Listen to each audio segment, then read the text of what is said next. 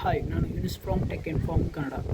ಇವತ್ತಿನ ಈ ಒಂದು ವಿಡಿಯೋದಾಗ ನಿಮ್ಗೆ ಗೂಗಲ್ ಅಂದ್ರೆ ಒಂದು ಸರ್ಚ್ ಇಂಜಿನ್ ಅಂತ ಹೇಳಿ ಗೊತ್ತಿರ್ತೈತಿ. ಅದ್ರೊಳಗೆ ಏನೋ ಸರ್ಚ್ ಮಾಡಿದ್ರು ನಮಗೆ ಇನ್ಫಾರ್ಮೇಷನ್ ಸಿಗ್ತೈತೆ ತಿಳ್ಸಿಂದ ನಿಮಗೆ ಗೊತ್ತಿರ್ತೈತಿ.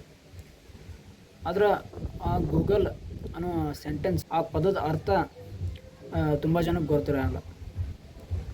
ಹಾಗಾದರೆ ನೀವು ಕೇಳ್ಬೋದು, ಈ ಗೂಗಲ್ ಅನ್ನೋ ಪದಕ್ಕೂ ಒಂದು ಅರ್ಥ ಐತೇನ ಅದು ತಿಳ್ಸಿಂದ.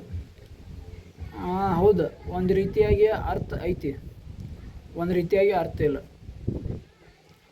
ನೀವು GOOGLE ಗೂಗಲ್ ಅನ್ನೋ ಪದ ನೀವು ಡಿಕ್ಷನರಿಯಾಗದು ಹುಡುಕ್ಯಾಡ್ರೆ ನಿಮಗೆ ಸಿಗಂಗಿಲ್ಲ.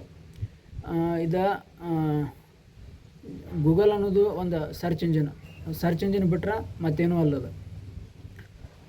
ಬಟ್ ಈ ಗೂಗಲ್ ಗತಿ ಇನ್ನೊಂದು ಪದ ಐತಿ. ಆ ಪದದಿಂದನೇ ಇದೊಂದು ಶಬ್ದ ಬಂದಿರೋದು, GOOGL ಗೂಗಲ್ ಅಂತ ತಿಳಿಸಿಂದ.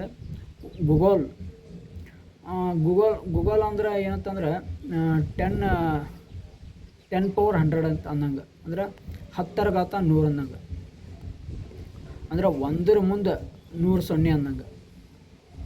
ಇಂಗ್ಲೀಷ್ ಒಳಗೆ ನಾವು ಇದಕ್ಕೆ ಗೂಗಲ್ ಅಂತ ಅಂತೀವಿ. ಈ ಗೂಗಲ್ ಕಂಪ್ನಿಯವ್ರು ಏನು ಮಾಡ್ಯಾರು, ಈ ಗೂಗಲ್ ಅನ್ನೋ ಪದ ಅಂದ್ರೆ ಅದನ್ನ ಇಟ್ಕೊಳಕ್ಕೆ ಬರೋಂಗಿಲ್ಲ, ಅದಕ್ಕೆ ಅವರು ಅದನ್ನ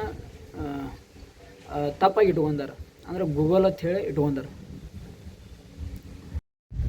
ಇದಕ್ಕೆ ನಾವು ಇಂಗ್ಲೀಷ್ ಒಳಗೆ ಗೂಗಲ್ ಅಂತ ಅಂತೀವಿ, GOOGL ಗೂಗಲ್ ಅಂತೇಳಿ ಅಂತೀವಿ. ಇದರಿಂದನ ಗೂಗಲ್ ಅನ್ನೋ ಪದ ಬಂದೈತಿ. ಈ ಒಂದು ವಿಡಿಯೋದಾಗ ನಿಮ್ಗೆ ಗೂಗಲ್ ಅಂದ್ರೆ ಏನಂತ ತಿಳ್ಕೊಂಡು ಅರ್ಥ ಆಗೈತೆ ಅಂತೇಳಿ ಅನ್ಕೋತೀನಿ. ವಿಡಿಯೋ ಇಷ್ಟ ಆದ್ರೆ ಲೈಕ್ ಮಾಡಿರಿ, ಶೇರ್ ಮಾಡಿರಿ.